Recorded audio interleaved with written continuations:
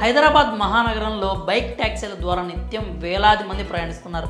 Ola, Uber, Rapido వంటి సంస్థలు private రవాణా రంగంలో దూసుకెళ్తున్నాయి. బైక్ ట్యాక్సీ సేవలకు నగరంలో మంచి ఆదరణ అయితే ఉంది. ఎప్పుడు కావాలంటే అప్పుడు, ఎక్కడికి వెళ్ళాలనుకుంటే అక్కడికి క్షణాల్లో బైక్ బుక్ చేసుకుని సులభంగా వెళ్ళొచ్చు.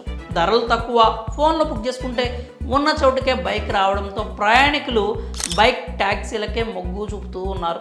అయితే ఓ ర్యాపిడో డ్రైవర్కు వింత అనుభవం ఎదురైంది. కస్టమర్ చేసిన పనికి అతనికి ఏం చేయాలో తోచక రోడ్డుపై చుక్కలు చూశాడు. బైక్లో పెట్రోల్ అయిపోయినా కస్టమర్ మాత్రం బైక్ దిగలేదు. దీనికి సంబంధించిన వీడియో నెట్టింట వైరల్గా మారింది. ర్యాపిడో బుక్ అయింది, బుక్ చేసుకుంటూ పెట్రోల్ అయిపోతే ఈయన దిగుతలేడు, ఆయన చూసుకొని పోతుండు. చూడండి ఈయనెక్కడ గర్వరా ఆయన బుక్ చేస్తే.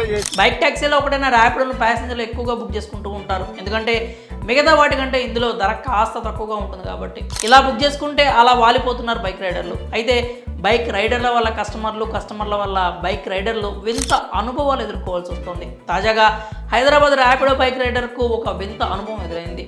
వింత అనుభవం అనే కంటే చేదు అనుభవం అంటే బాగుంటుంది. అదొక మానవత్వం లేని చెడు అనుభవం.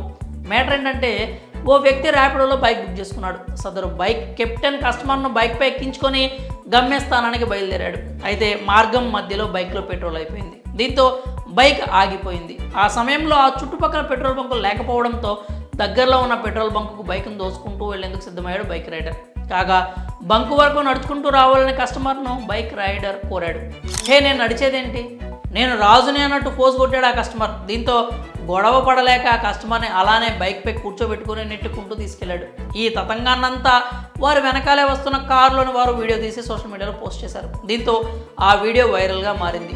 ఇది చూసిన నెటిజన్స్ జనాలు ఇలా కూడా ఉంటారా, బంకు వరకు కూడా నడుచుకుంటూ వెళ్ళలేరా అంటూ కామెంట్ చేస్తున్నారు. రాను రాను మనుషుల్లో మానవత్వం మంట కలిసిపోతోంది అంటూ ఆవేదన వ్యక్తం చేస్తున్నారు. కొంతమంది మాత్రం పెట్రోల్ ఉందో లేదో చెక్ చేసుకోవాలి, రైడర్దే తప్పు అంటూ కామెంట్ చేస్తున్నారు. పెట్రోల్ ఉందో లేదో చూసుకోకపోవడం అనేది రైడర్ పొరపాటే. అంత మాత్రాన కనికరం లేకుండా అంత కఠినంగా ఉంటాడా? పెట్రోల్ అవ్వకుండా వేరే సమస్య వచ్చి బండి ఆగిపోతే అప్పుడేం చేస్తాడు ఆ పెద్ద మనిషి? వదిలేసి వెళ్ళిపోతే ఏం చేయగలడు అంటూ ఈ విషయంలో కస్టమర్దే తప్పని కామెంట్ చేస్తున్నారు. మరి రైడర్ వర్సెస్ కస్టమర్, ఈ ఇద్దరిలో తప్పు ఎవరిదని మీరు భావిస్తున్నారు?